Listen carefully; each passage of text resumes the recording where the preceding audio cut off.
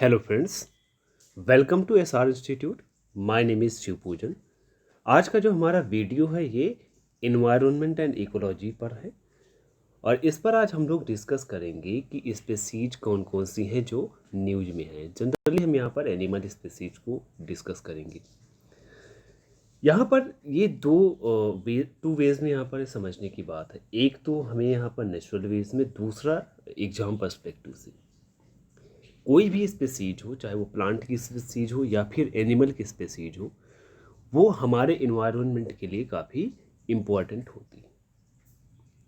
हमारा जो इकोसिस्टम का एक बैलेंस है, ये चाहे वो बायोटिक कंपोनेंट हो या एबायोटिक कंपोनेंट। और बायोटिक कंपोनेंट में चाहे वो प्लांट हो या एनिमल हो, चाहे छोटा एनिमल हो चाहे बड़ा एनिमल हो, सभी का एक अलग रोल होता है। जितने भी एनिमल हैं सभी एक दूसरे से इंटरलिंक्ड होते हैं। कोई भी एक दूसरे के बिना ये सर्वाइव नहीं कर सकता। लेकिन पिछले कुछ सालों में देखा गया है कि काफ़ी सारी स्पेसीज ऐसी हैं जो धीरे धीरे खत्म हो रही हैं। ये एक चिंता का विषय है। अगर ऐसा ही चलता रहा तो जो ह्यूमन बीइंग है या कोई भी स्पेसीज जितने भी हैं वो धीरे धीरे क्या होगा, खत्म होती चली जाएगी। तो इस पर सोचना हमारा कर्तव्य है। एग्जाम पर्सपेक्टिव से क्यों इम्पोर्टेंट है स्पेसीज कि एग्जाम में जनरली पूछ लिया जाता है, जो भी स्पेसीज न्यूज में रहती है उनमें से कुछ स्पेसीज को लेकर, कि इनका IUCN स्टेटस क्या है। ओके, IUCN के बारे में भी डिस्कस करेंगे थोड़ा सा। तो IUCN स्टेटस क्या है, तो वो डिस्कस ये पूछ लेता है, या फिर वो किस पर्टिकुलर एरिया में पाया जाता है। तो जनरली जो स्पेसीज हैं, हम लोग यहाँ पर इंडिया की स्पेसीज को डिस्कस करेंगे। इंडियन स्पेसीज को क्यों, कि एग्जाम में क्या होता है कि जो स्पेसीज उस लोकेलिटी से, या जैसे यहाँ पर इंडिया का एग्जाम हम दे रहे हैं तो इंडिया की लोकेलिटी में जितने एनिमल्स होंगे न्यूज में होंगे उनसे रिलेटेड वो क्वेश्चन बनेगा। दूसरी चीज़ जानने वाली बात ये है कि हमारे कंट्री में कौन कौन सी स्पेसीज हैं जिनके बारे में थोड़ा सा हम जागरूक रहें और जहाँ तक हो सके हम इंडिविजुअल लेवल पर उसके बारे में कुछ कर सकें। ओके, तो ये पार्ट 1 है। यहाँ पर हम IUCN के बारे में और जो डिफरेंट के जो स्टेटस की कैटेगरी हैं उनके बारे में डिस्कस करेंगे और कुछ एक स्पेसीज ले लेंगे। इसके बाद में जो पार्ट आगे के होंगे, पार्ट 2, 3, उनमें हम बाकी के स्पेसीज को कवर करेंगे। तो चलिए आज का वीडियो हम लोग डिस्कस करते हैं। पहला IUCN के बारे में। तो IUCN है क्या, इसका फुल फॉर्म है international union for conservation of nature, right. सबसे पहले तो इसको इस्टेब्लिश कब किया गया था, इसको इस्टेब्लिश किया गया था 5 अक्टूबर 1948 में फ्रांस के फाउंटेन ब्लू में। ओके, फ्रांस के फाउंटेन ब्लू में 5 अक्टूबर 1948 में इस्टेब्लिश किया गया था। इसके हेडक्वार्टर्स की बात करें तो स्विट्जरलैंड में है और जगह का नाम क्या है, ग्लैंड। हम यहाँ पर IUCN के बारे में पूरा नहीं डिस्कस कर रहे हैं, हम स्पेसीज के बारे में डिस्कस कर रहे हैं। तो स्पेसीज से रिलेटेड ये एक रेड लिस्ट जारी करती है। उस रेड लिस्ट का नाम क्या है, IUCN red list of threatened species. मतलब कि ऐसी स्पेसीज जो खतरे में हैं उनके बारे में एक ये रेड लिस्ट जारी करता है। तो IUCN की ये जो एक तरह से ब्रांच है वो इस्टेब्लिश हुई थी 1964 में। एक तरह से ये जो लिस्ट है ये दिखाती है कि कोई भी स्पेसीज, पूरे वर्ल्ड में जितनी भी स्पेसीज है उनका एक तरह से कंजर्वेशन स्टेटस क्या है उस स्पेसीज का, और वो उसका एक्सटिंक्शन ग्लोबली कितना एक्सटिंक्शन के रिस्क पर है। तो होगा क्या, जैसे सपोज दैट अब यहाँ पर हम किसी भी स्पेसीज को IUCN के पर्सपेक्टिव में बात करेंगे तो IUCN जो स्टेटस देगी वो ग्लोबली स्टेटस होता है, ना कि एक उस लोकल एरिया का। एग्जाम्पल जैसे चीता। तो चीता क्या है कि पिछले कई सालों से इंडिया में वाइल्ड में, मतलब जंगल में नहीं पाया जाता। तो इंडिया के रिस्पेक्ट में हम बात करेंगे, इंडिया के लोकल जो एक तरह से जो अथॉरिटी हैं उनके हिसाब से बात करेंगे तो यहाँ पर तो एक्सटिंक्ट हो गया है वाइल्ड में। लेकिन जो IUCN है ये ग्लोबली बताता है। ये ग्लोबली चीता को वहाँ पे कहाँ से डिस्कस करेगा, ये ईरान में काफ़ी जगह पे पाया जाता है, काफ़ी सारे हैं ईरान में। अफ्रीकन जो चीता हैं वो भी हैं, तो उनके इस हिसाब से, IUCN के हिसाब से वो जो स्टेटस होगा उस स्टेटस को उसके हिसाब से रखेंगे। ठीक है, तो ये जो IUCN की रेड लिस्ट होती है ये ग्लोबली बात करती है कि उस किसी भी स्पेसीज का पूरे वर्ल्ड में उसका कंजर्वेशन स्टेटस क्या है। फिर उसके बाद बात करें तो इसकी जो कैटेगरीज डिस्ट्रीब्यूटेड है अलग अलग जगहों पर, या अलग अलग जो इसकी कैटेगरी बनी है, पार्ट्स बने हैं, वो पूरे जितने भी इंटरनेशनल बॉडीज़ हैं जैसे यूनाइटेड नेशंस हो गया, या फिर जितने भी नेशनल गवर्नमेंट थे, ये सभी इसको मानते हैं। ओके, इसको सभी मानते हैं, और इनका जो डेटा होता है, जिस हिसाब से जो भी चीज़ें ये लोग स्टेटस जारी करते हैं, उस हिसाब से वो जो लोकल गवर्नमेंट है वहाँ की, वो उस हिसाब से वो डिसाइड करती है कि हमें इस स्पेसीज को कितना कंजर्व करना है या किस हिसाब से उसका प्रोटेक्शन करना है। अब आगे बात करें कि इसमें कौन कौन से इसके रेड लिस्ट में इसके कैटेगरीज हैं जो रिस्क ऑफ एक्सटिंक्शन पर हैं। तो रेड लिस्ट की इसकी कैटेगरी में टोटल 9 कैटेगरी को बनाया गया है। ठीक है, टोटल 9 कैटेगरी को बनाया गया है। हम एक एक यहाँ पर कैटेगरी को डिस्कस करेंगे। पहला जो कैटेगरी है वो है NE। एब्रीविएशन हम लोग क्यों यूज कर रहे हैं? एब्रीविएशन इसलिए हम यूज कर रहे हैं कि जो आगे हम लोग डिस्कस करेंगे वहाँ पर ये शॉर्ट फॉर्म में ही लिखा रहेगा। अभी कहीं पर भी लिखा होता है, जनरली क्या होता है वो शॉर्ट फॉर्म में ही लिखा होता है, तो इनके एब्रीविएशन को हम यूज करेंगे। तो रेड लिस्ट का पहला है कैटेगरी है NE। NE मतलब होता है नॉन इवेलुएटेड, मतलब ऐसी स्पेसीज जिनको IUCN ने अपने रेड लिस्ट के किसी भी क्राइटेरिया में इवेलुएट नहीं किया है, वो किस में आते हैं? NE में। दूसरी जो कैटेगरी है वो है DD, मतलब डेटा डिफिशिएंट, मतलब ऐसी स्पेसीज जिनको रिस्क ऑफ एक्सटिंक्शन की कैटेगरी में रखने के लिए अभी उनका जो डाटा है या डेटा है वो अभी भी पर्याप्त नहीं है। थर्ड जो कैटेगरी है वो है LC, मतलब ऐसी स्पेसीज जो काफ़ी लोवेस्ट रिस्क पर है, मतलब उनकी चिंता की कोई भी बात नहीं है। फोर्थ है NT। NT मतलब होता है नियर थ्रेटेंड, मतलब ऐसी स्पेसीज जो फ्यूचर में कभी भी वो इंडेंजर्ड कैटेगरी में आ सकती हैं, मतलब खतरे में आ सकती हैं, वो किस में रखी जाएंगी? NT में। उसके बाद आता है VU। VU VU VU मतलब होता है वल्नरेबल।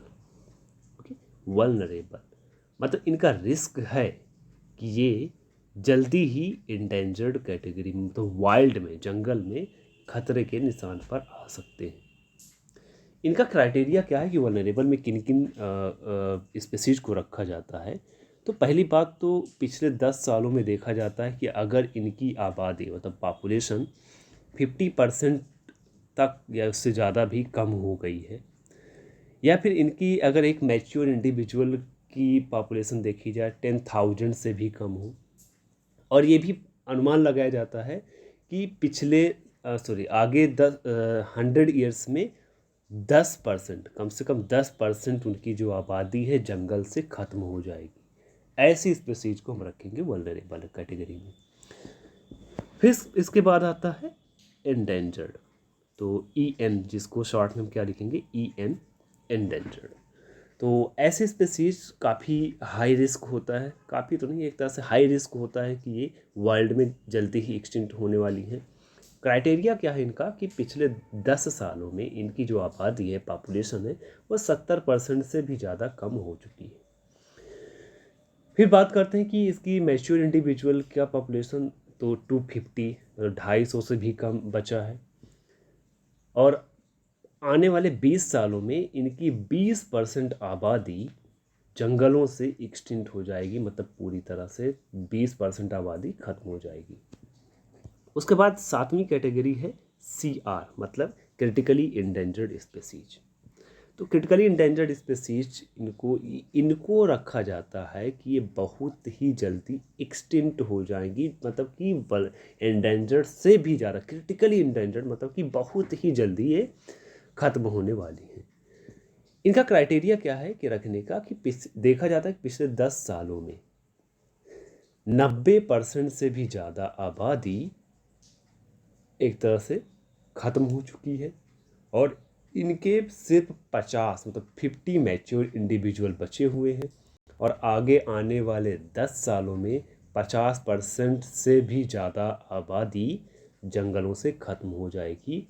वो आएंगे इसमें क्रिटिकली इंडेंजर्ड में। नेक्स्ट जो कैटेगरी है, दिस कैटेगरी इज़ EW।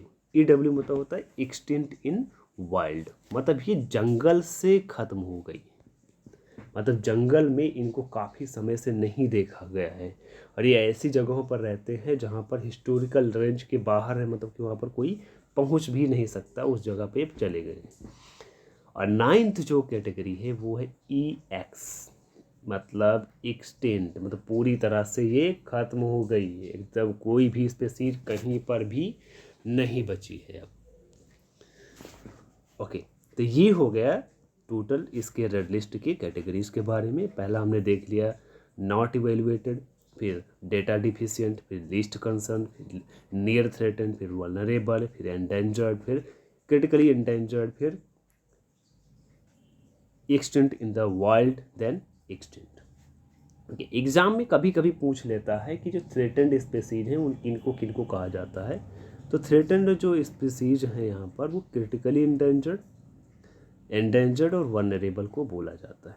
ठीक है, तो इसको एक बार थोड़ा सा मार्क कर लेना कि ये वनरेबल से यहाँ तक, मतलब कि वनरेबल, एंडेंजर्ड और क्रिटिकली एंडेंजर्ड, इनको हम थ्रेटेंड स्पीसीज एक साथ बोल सकते हैं, थ्रेटेंड। ओके, तो ये हो गया रेड लिस्ट के कैटेगरीज के बारे में। अब हम लोग डिस्कस करेंगे कि कौन कौन सी स्पीसीज हैं इंडिया में जो न्यूज में अभी हाल ही में रही। तो एग्जाम में पूछा किन किन चीज़ों के बारे में जाता है। पहली बात तो वो स्पीसीज का नाम, तो उसके हिसाब से उसका हैबिटाट या डिस्ट्रीब्यूशन कहाँ कहाँ है और उसका क्या IUCN स्टेटस क्या है। ओके, तो पहला जो हमारा आज का डिस्कशन है वो है कोंडाना रैट के बारे में।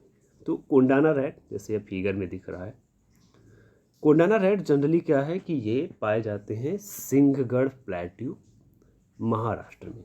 तो जो सिंहगढ़ का फोर्ट है उसी पर्टिकुलर एरिया में, काफ़ी छोटे एरिया में पाए जाते हैं। हाल ही न्यूज में इसलिए रहा कि पिछले साल इसको पिछले साल इसको इंडेंजर्ड कैटेगरी में रखा गया था। ओके, और इसका ध्यान रखना कि इसका IUCN स्टेटस क्या है, इंडेंजर्ड। ओके, उसके बाद सेकेंड स्पीसीज है लेदर बैक टर्टल। तो जैसे इसका फिगर दिख रहा होगा, इसका जो ये शेल होता है एक खूब एकदम लेदर की तरह होता है, इसलिए इसका नाम पड़ा है लेदर बैक टर्टल। तो ये रिसेंटली न्यूज में इसलिए रहा कि ये निकोबार आइलैंड में, लिटिल निकोबार आइलैंड में, वहाँ पर डेवलपमेंट की बात चल रही है। तो इन्वायरमेंटलिस्ट का ये थोड़ा कंसर्न है, चिंता का विषय है कि जो टर्टल होते हैं इनकी नेस्टिंग, मतलब कि ये क्या होता है, पानी से बाहर निकल के अपना नेस्ट बनाते हैं, उसमें अंडे देते हैं। तो डेवलपमेंट होगा तो उनका जो नेस्टिंग एरिया है वो भी छिन जाएगा, जिससे इनकी पॉपुलेशन पर आने वाले थोड़ा सा खतरा बन सकता है। इनका स्टेटस बात करें तो ये ट्रॉपिकल ओशियंस में पाए जाते हैं और इंडिया में कहाँ पाए जाते हैं, अंडमान एंड निकोबार आइलैंड्स पर। और इनका जो IUCN स्टेटस है वो क्या है, वल्नरेबल है। आज के थर्ड स्पीसीज की बात करें तो वो है पिंक हेडेड डक। अब वैसे तो पिंक हेडेड डक ये इस तरह से दिखाई पड़ता है, जैसे नाम से ही पता चल रहा है कि इसका जो हेड होता है वो किस कलर का होता है, पिंक कलर का होता है, राइट। ओके, तो अब यहाँ पर फिर क्या है कि न्यूज में रिसेंटली क्यों रहा कि ये पाया जाता है उधर नॉर्थ ईस्ट एरिया में या फिर मणिपुर एरिया में पाया जाता है, पाया जाता था क्यों कि वाइल्ड से तो ये 1949 में ही एक्सटिंक्ट हो गया था, लेकिन अभी भी इसको प्रिजर्व करके इसको वहाँ पर एक तरह से प्रोटेक्ट करके रखा गया था। बट अभी क्या है कि इसको पिछले 10 सालों से जहाँ पे इसको प्रोटेक्ट करके रखा गया उसको भी नहीं देखा गया, तभी ये हाल ही न्यूज में रहा। प्रेजेंटली ये म्यांमार में ही सिर्फ पाया जाता है, राइट। और इसका अगर IUCN स्टेटस की बात करें तो वो कैसा है, क्रिटिकली endangered। फोर्थ जो स्पीसीज है हमारी ये है मालाबार शैवेट। ओके, मालाबार शैवेट ये इस तरह का दिखाई पड़ता है, जैसे बिल्ली की तरह है, लेकिन ये बिल्ली नहीं, पीछे साइड से इसका दिखाई पड़ेगा। जनरली ये क्या होता है कि जो डेड बॉडीज़ होती हैं उन पर फीड करते हैं और ये वेस्टर्न घाट्स में पाए जाते हैं। रिसेंटली न्यूज में इसलिए रहा, पिछले साल जब लॉकडाउन लगा था तो ये सड़कों पर भी, केरल के सड़कों पर देखे गए थे। और इनका आईयूसीएन स्टेटस क्या है? Critically endangered. राइट।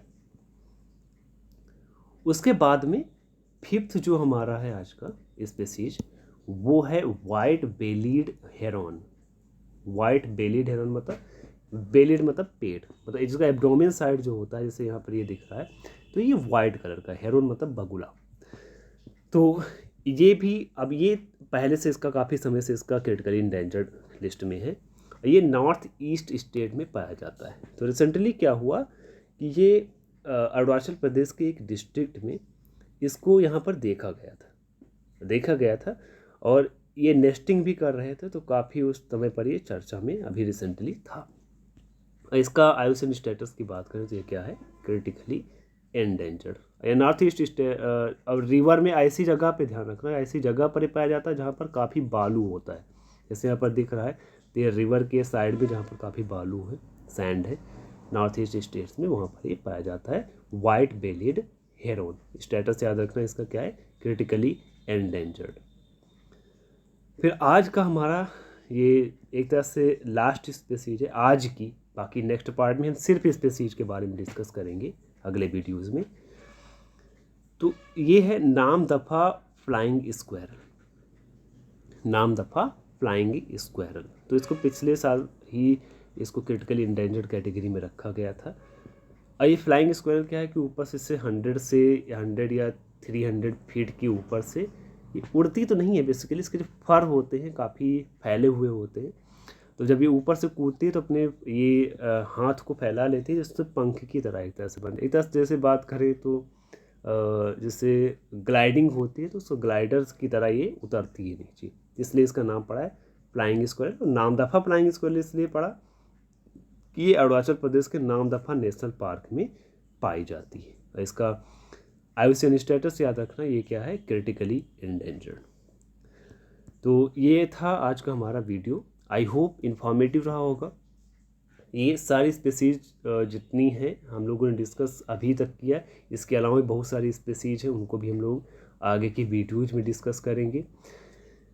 वीडियो अच्छा लगा हो तो इसको शेयर कर देना दोस्तों के साथ, लाइक भी कर देना, और ऐसे ही वीडियोज के अपडेट्स पाने के लिए हमारे यूट्यूब चैनल SR इंस्टीट्यूट को सब्सक्राइब कर लें, जिससे कि टाइम पर आपको वीडियोज़ मिलते रहें।